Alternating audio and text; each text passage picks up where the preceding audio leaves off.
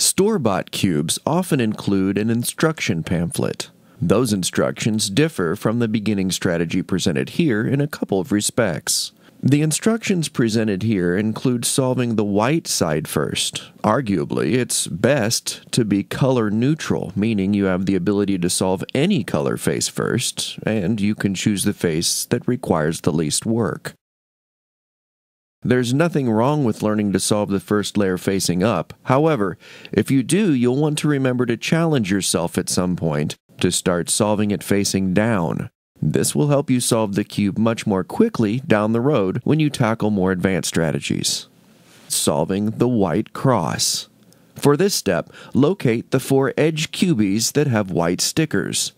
Those 4 cubies belong in specific edge positions on the first layer. The orange-white edge cubie will end up between the orange center cubie and the white center cubie. The blue-white edge cubie will end up between the blue center cubie and the white center cubie. The red-white edge cubie will end up between the red center cubie and the white center cubie. And the green-white edge cubie will end up between the green center cubie and the white center cubie. With a little thought, you should be able to figure out how to move a white edge cubie into its solved position intuitively. The trick to solving an edge cubie in step 1 is to first position it in the third layer, directly above the cubie's solved position in the first layer. For example, here the white center cubie is facing down. The orange-white edge cubie is on the second layer of the right face, in the back position. To move it into the correct position, apply R'(U). Then, swing the front face around with F2 to solve the cubie.